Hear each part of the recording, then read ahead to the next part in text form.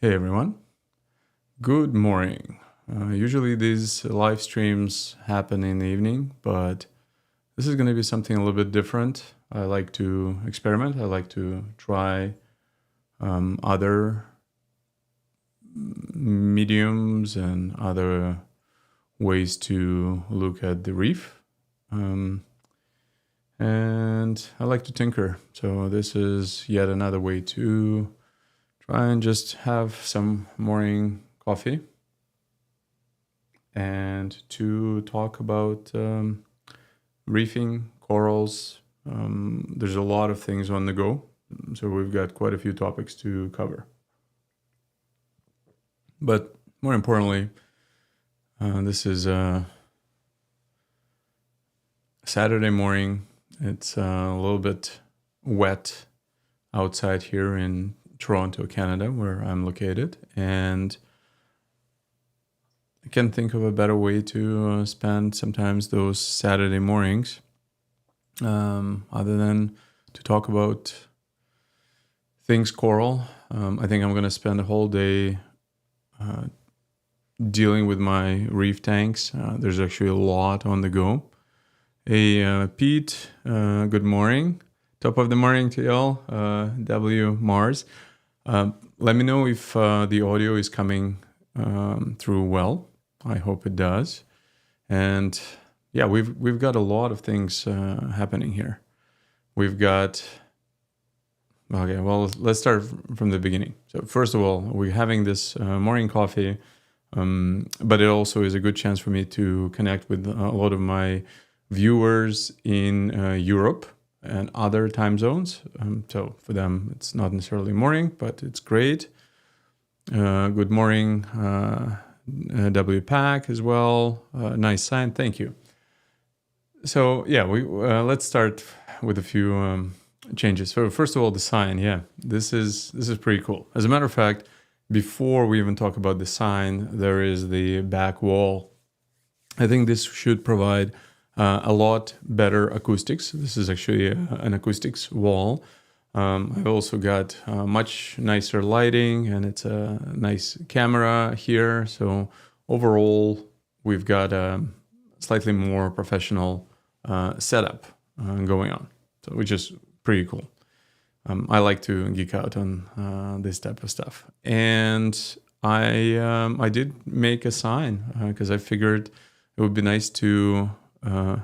Pete, I hope you enjoy drinking your coffee as well. See, I'm gonna digress a few times here in the show, but my thought process is that if I ever retire, say, I don't want to just do nothing, and my dream kind of retirement engagement would be to actually own a little coral store.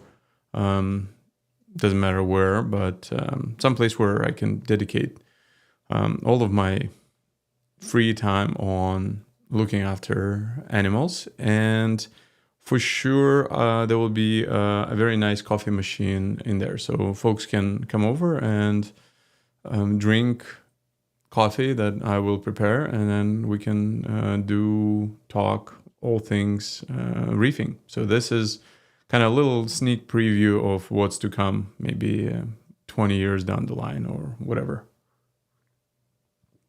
But I am an avid coffee drinker and connoisseur. It actually matters. The origins of the coffee and the preparation and all of the other stuff, I really geek out on that. And for those of you who do not know, I am a trained barista as well. So I take this very, very seriously, as I do with a lot of other hobbies. So enough about coffee. You may also notice that I've got a new tank behind me. So what's the story there? Well, this is a Hello Reef, which I do really like. I've set it up, and I've ran it for a few months, and then at some point I brought this down because I just could not figure out the vision for it. First, I wanted to be kind of maybe a little bit more challenging SPS tank, but then I didn't want to put any dosing equipment on this, so I decided to downgrade it a little bit to more of a mixed reef. Well, downgrade it. And even then, considering that I have a farm and a massive main display, just spending even 20 minutes a week on the aquarium was starting to get a little bit silly. So especially if you don't dose and you don't really do any measurements, I ended up doing like very large water changes, and that means carrying, a bucket of salt water, doing this. Like it takes time, and eventually I just kind of thought that this was a little bit silly, and I focused all of my attention on my polyp extension project, which we will talk about as well. So I brought it down, and I breathed a lot more effortlessly after that. Like this was the right decision. But then, since I'm spending a little bit more time in this studio, you want to have a backdrop, and a sign is just not enough. And I could have a static backdrop, but I walk the walk, and I figured this would be a pretty cool thing. Now, this is funny enough. This is what Hello Reef, I think, originally was intended. Like it has a clown and anemone on the box when I got it, and I figured, why not? These two clowns have been with me for, I want to say, over 10 years, and it's a nice little tank. Hopefully it's going to be very no frills, and at least for now I will do it this way. Now there's a few things I might do. I may at some point set up an automatic water change system. And maybe then it's going to be something different. If it would be closer to my farm, I'd actually plumb into the main farm, and then this would actually be like very, very, very, very, very high-end SPS coral that I would just put in there. That would be the ultimate, but I'd have no means of plumbing it just yet, so that's why it's going to be like this. Also, interestingly enough, I'm using I just set up a new lighting schedule, and when I was doing it for the show, I noticed that they have a clown and anemone option for Hello Reef in there. So I've just set it up and run it. One thing that I do not like is that it starts kind of too late in the day. So I'm going to do it right now. I'm just going to change it to be, instead of, 8 o'clock? I'm going to go to 7. And I'm going to move this guy to 6. Okay. I think this would be a little bit nicer. And then notice it already is a lot brighter.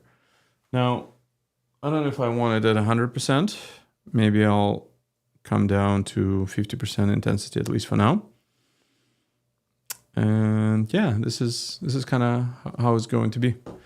I'll play a little bit with that. And this is a brand new tank. I filled it up last night. Now, I'm using a bunch of media that is in my farm. It's been there for a very long time, and this is what I will be having there. So technically, I don't think I need to cycle the tank. I'm using all of the established media. All right, had some coffee called Badass Hawaiian Kona. Wow, just wow. Okay, I've never been to Hawaii, but if I will, I'll be on the lookout. As a matter of fact, I have a friend who is going to Hawaii very soon, so maybe I'll ask my friend about this. All right, now, guys and gals, since we're having coffee, this is a good opportunity to maybe ask a few questions, kind of go back and forth. there's no structure to this. It has to be, or for me, it is as informal as possible. Now, one other thing that I'm probably going to be doing very soon is, surprisingly, I'm going to be, or not surprisingly, I'm going to be hooking my Aqua Wiz with this aquarium. So there's a coral show that's coming up in next week in Canada. So I'm sure many of you who are in the States go to Reefapalooza, but those of us who are in Canada, especially if you're in Ontario or in Toronto, go to Niagara Coral Show or Coral Expo. That's the right way to call it. And I will be there as one of the vendors. So for those of you who do not know, I make a lot of 3D printed stuff that I design myself, such as visors for lights, tweezers, caddies, and a whole bunch of other things. And you can see all of them on treasurecorals.com. And I also aquaculture coral, and I do that at a pretty good scale. So if you are interested in all corals that have been aquacultured, and I document all of my quarantine process and everything else on my YouTube channel, this is your opportunity to get them. I think the colors have never been that great. Like it's just insane. I'm pretty happy with my polyp extension, which I'll talk about in a second. And I would like to just interact, and we'll chat. But also I'm going to be demoing the Aqua Wiz controller. So it's the Aqua Wiz is it's a tiny device. You can look at my previous live stream, I actually show it, but it's really the size of I don't even know, like it's less than book size. And it has one line that goes into the tank, and it measures your alkalinity every hour, and it is insane. You can also hook it up to like a little doser of alkalinity, or maybe all for reef, and then you set it to 8 or 8.5, whatever you like, and then you just don't need to worry about probably the most critical aquarium parameter. I'll show you. This is my little unit. So this is pretty cool. You can see this. My alkalinity is sharp 8, and it's been just rock steady. It tells me how much alkalinity solution I have in my remaining container. It's intelligent about this, and there's some really cool new functionality that's coming out soon for that is going to be specific to pH, and we will talk about them in the next few videos. This is actually quite revolutionary what fine folks at Aqua Wiz are doing. And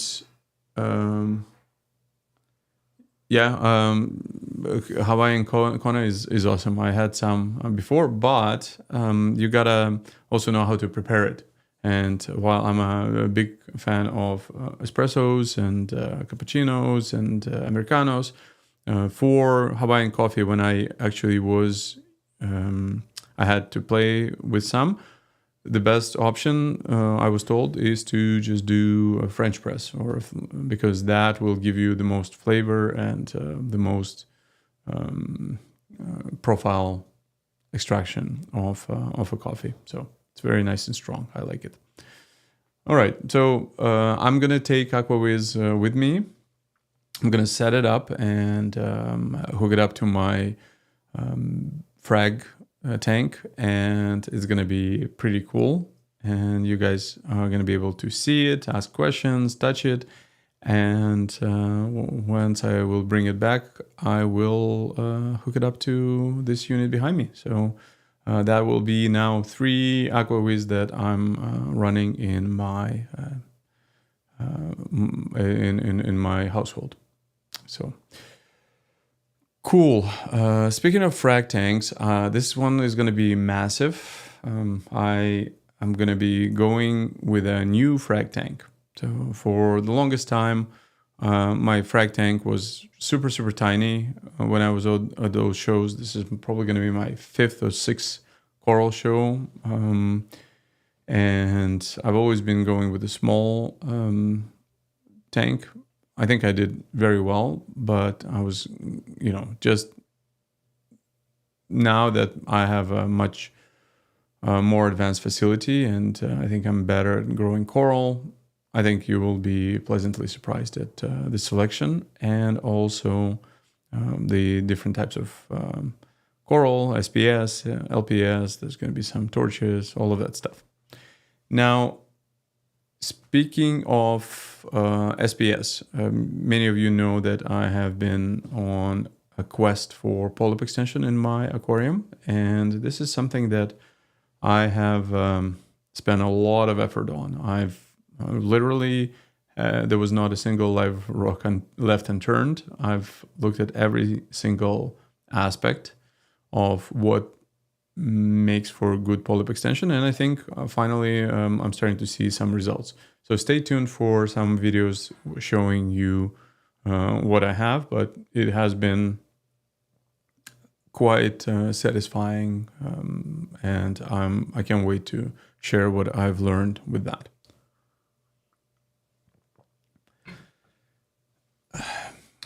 What else? There's going to be major changes coming to my aquarium.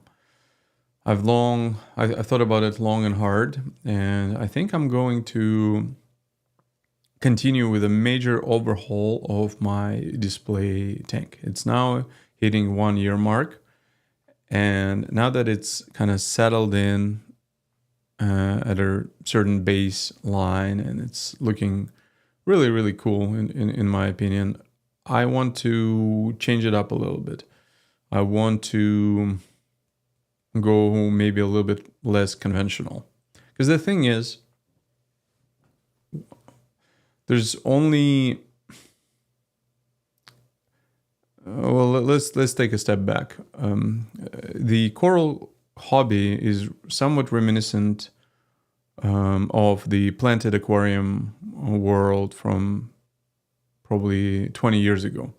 So for those of us who have been keeping aquariums for a while, and I have, you can imagine how much of a shock it was when ADA, Takashi Amano style planted aquariums really hit the scene. Before that, I think our first few frontiers were just being able to keep different animals, plants, be able to grow plants. Nobody really knew what the cause, or sorry, what is the use of CO2 in the tank was at the time.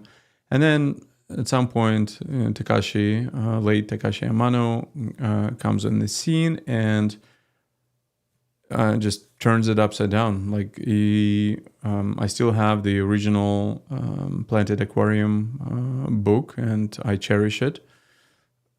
But it was just taking it into a completely different dimension of what a planted aquarium can look like. So it just was not a collection of plants and fish, but it became a living masterpiece, a living painting. There were a lot of rules, proportions, color combinations, and to this day, I think this is pretty much it's one of the biggest milestones in aquarium hobby, in my opinion, and it's the gold standard of what, let's say, planted aquariums can get to. And major credit to all that followed, that stand on the shoulders of the giants. There's tons of great YouTubers out there that really took it to the next level. And there's amazing competitions. There's all this awesome stuff coming, like all the contests happening, especially in Asia. Like it's just insane, and really, really cool just to see where people take it. I think reefing world is long overdue for something like that as well. Now, it's also a lot harder to do because corals take a very, very long time to grow. Some don't even grow at all, or there's also one misstep and you can get a miscoloration or just death of coral. So this is where it's not easy. But a lot of YouTubers out there have really and also on Instagram really taken it to the next level.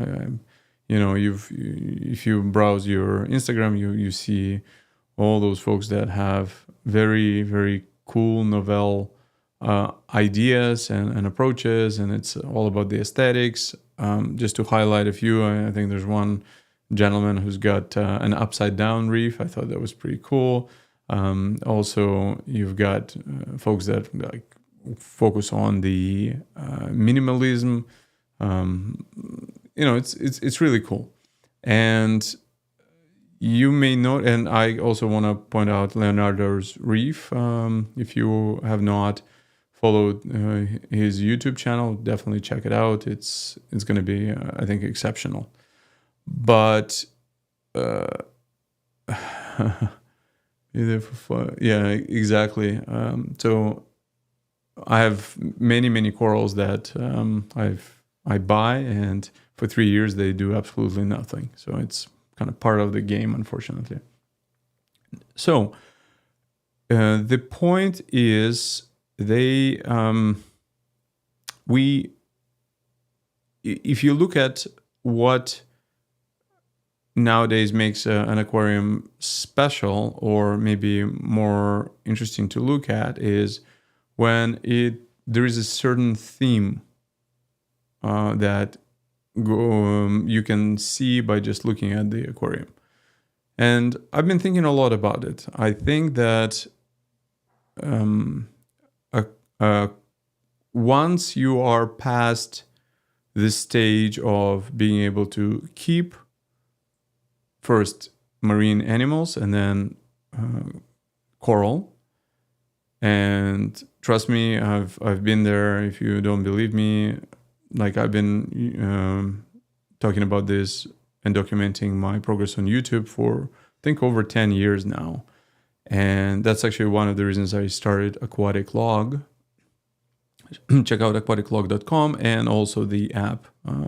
But like I've failed so many times, and my first probably 5 years were all about educating myself and learning how to take care of the animals. Like it's not something, there's a very steep learning curve. I think we sometimes forget. Also, I think it's a little bit easier now because you've got a lot better resources than I had at the time, and you have much better equipment.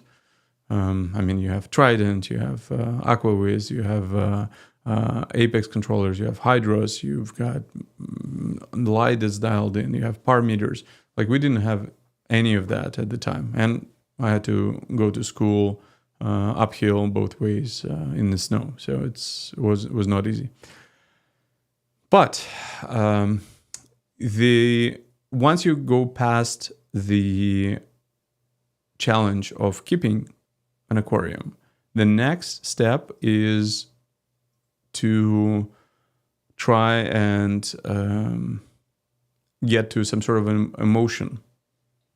I think that's very, very important. The way I look at it is you either can try to go, well, no matter what, you want to probably either replicate the nature, so have it as much of a beautiful landscape, or maybe, and a landscape, by the way, it's like with a garden. There's many different varieties of gardens. There's the English garden, and then there is the French garden and Japanese garden, and they all look different. Some are very they look like a piece of nature and a human never really even touched it. But as a matter of fact, there's so much thought and work that went into this aquarium. It's or garden. It's crazy.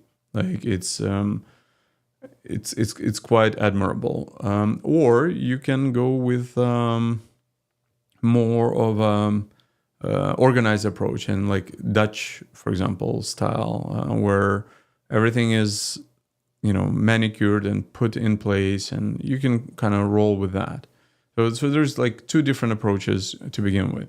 And then also, a lot of times you can go either with a mixed reef, but a lot of times there's a specialty. And I think that is kind of cool.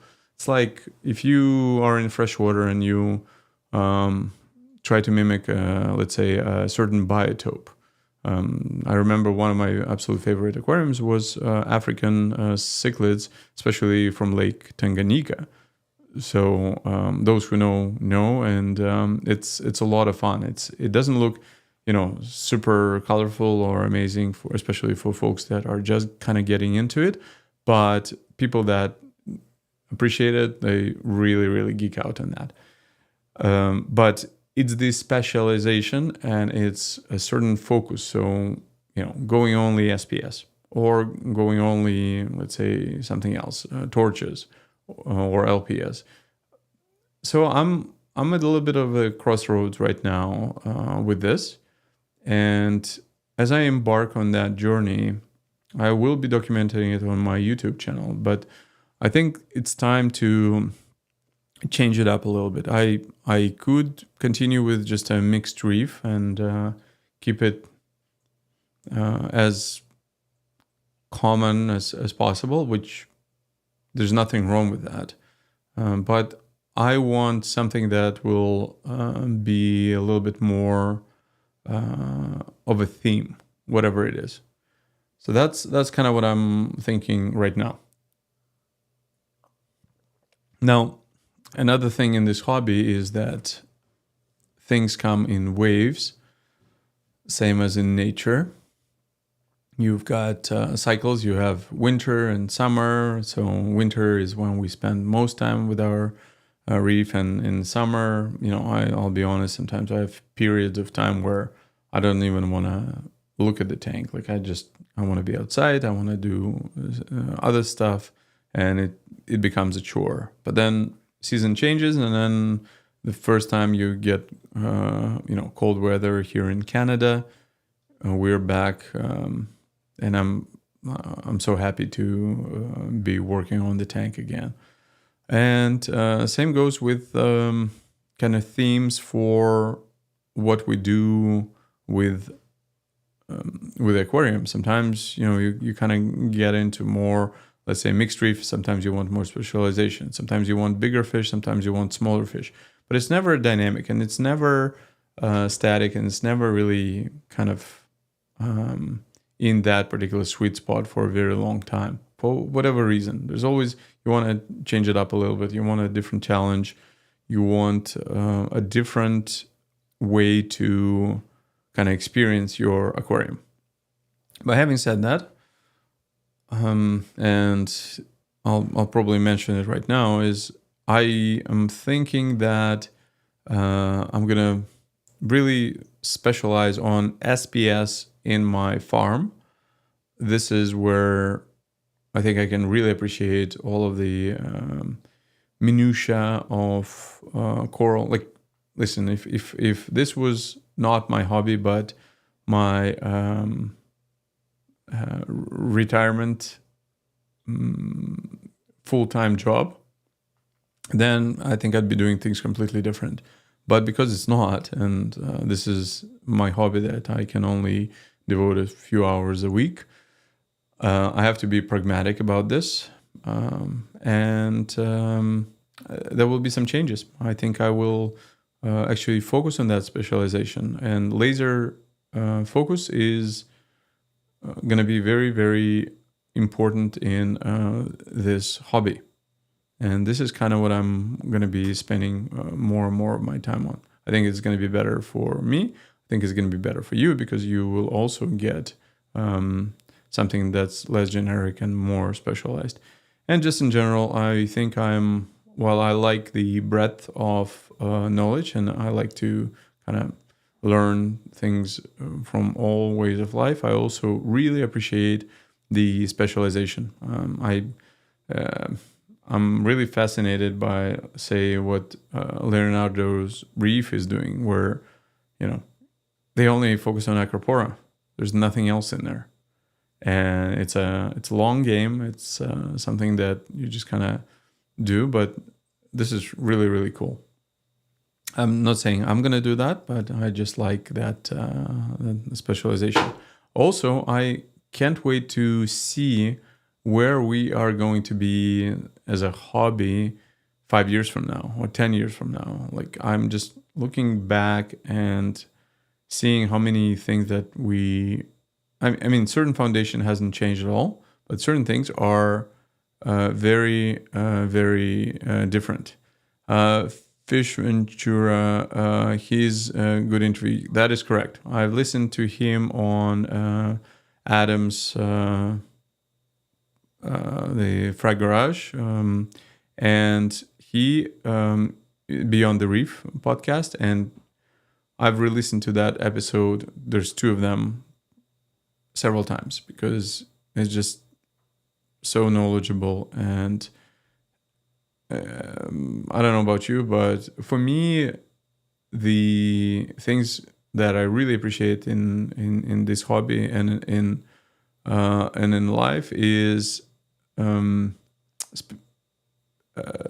skill set and expertise, and how well somebody knows their stuff, their craftsmanship. Probably that's a good way to put it. It doesn't matter what you do. Like, I mean, it can be, for example, when there's I can really admire somebody's plumbing job, because there's many levels of that, and like some of the stuff I know I cannot even get close to that, and it fascinates me. Or axe making, or programming, or anything else. Like, it's just remarkable. And that is exactly what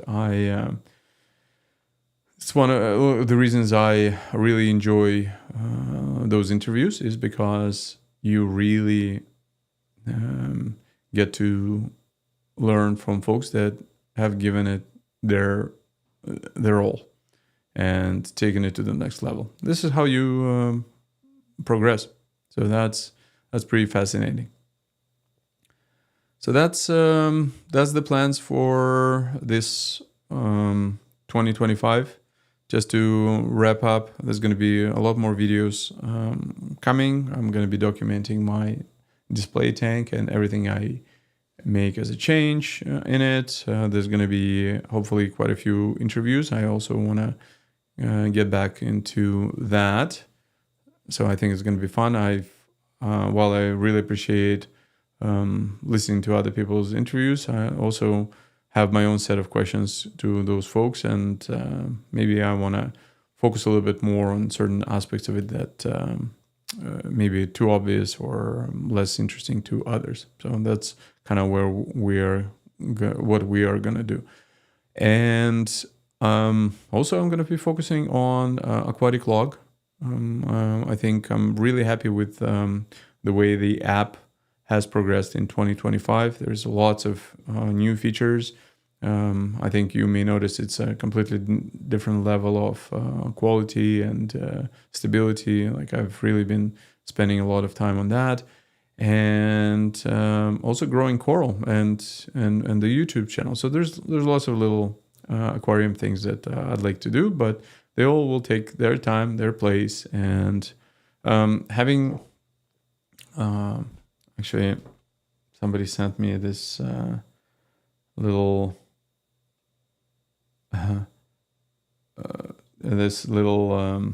photo. 1 second. It says, Lord, give me coffee to change the things that I can, and wine to accept the things I can't. it's close to home. So right now we're having coffee so that I can start the day well. And I hope you will as well. So let me know what you. Question: what do you think about carbon dosing in 2025? You know what?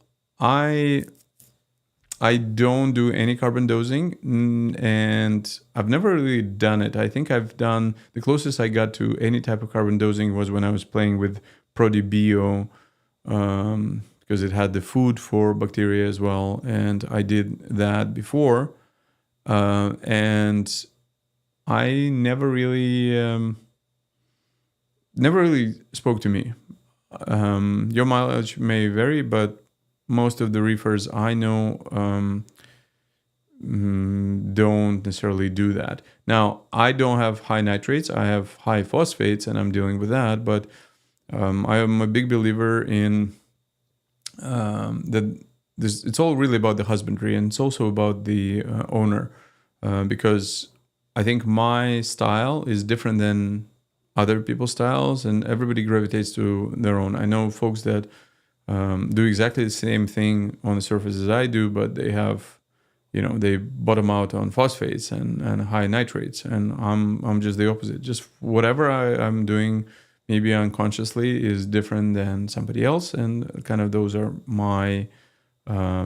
This is my, I guess, unique way of the husbandry. Having said that, I don't know. Maybe having more coral and working on that equation of inputs and outputs is probably the best approach, in my opinion. So depending on how big your tank is, do a few large water changes, and then after that, just try to maintain it at a certain level. Make sure there's enough biological filtration in the tank as well. My nitrates, if I don't do anything, they will bottom out very quickly. And yeah, so that's just for me. It's very hard to dose something that you can't really measure, and I'm trying to keep it as simple as possible. And also, because I have a coral farm and I sell coral, I want to make sure that I don't do anything crazy for my coral, so that when they go to other people's aquariums, they don't starve and die. So I'm trying to keep as much of the basics. I don't do any aminos. I don't do any other funky stuff. Just simple. And that's how I do it. And I document it all, and you can see it on aquaticlog.com website as well. That's it. All right, folks. I hope you have a phenomenal Saturday. Have fun. I'll try to do these more often. Let me know if you like that style. But again, it's a good way to check in. Maybe I'll answer a few of your questions and hit the ground running. So with that said, you have a wonderful day.